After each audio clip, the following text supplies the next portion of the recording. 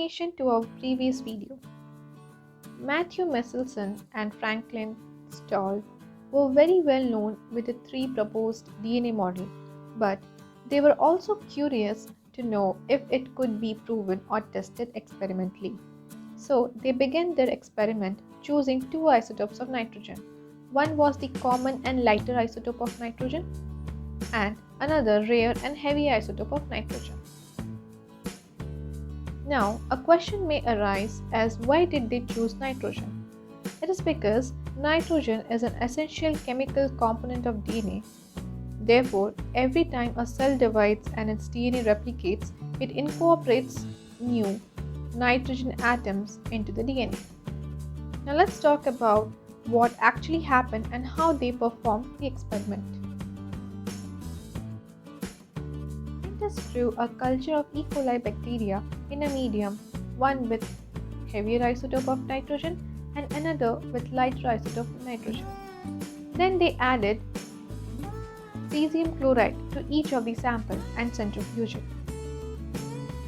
And for 14 generations, they found that the DNA in the E. coli contained either the heavy or the light isotope of the nitrogen, but not the both. So further, they modified it a bit.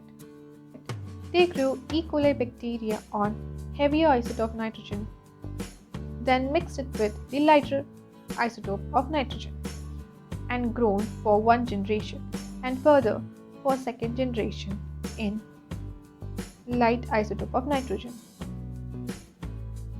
And similarly again, cesium chloride was added and it was centrifuged.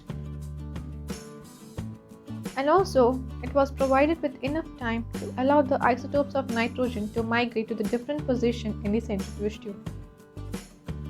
Every samples were taken every 20 minutes as it is the generation time of the E. coli cells. As a result, in the zero generation, all were heavy isotopes of nitrogen and there were only one band of DNA. In the first generation, hybrid or an intermediate stage was formed with one band of DNA. And in the second generation, two different bands of DNA were formed, which contained 50% of the intermediate stage and 50% of the lighter isotope of nitrogen. So now, just focus on the slides and try to correlate and understand.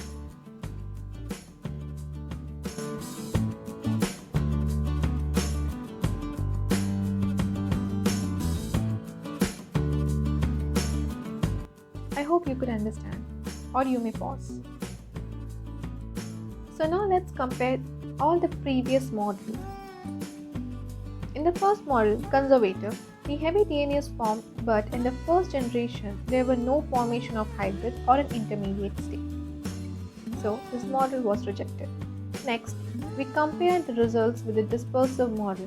It forms heavy DNA with an intermediate state in the first generation. However, doesn't match with the second generation, so was rejected. But these results were consistent in semi-conservative model of DNA, and the reality that when DNA replicates, each new double helix was built, one with old strand and one with the new strand.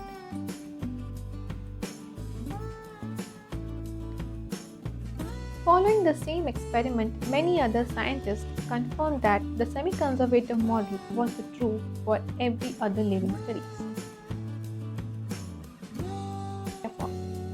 You may also connect us through the other social media platforms.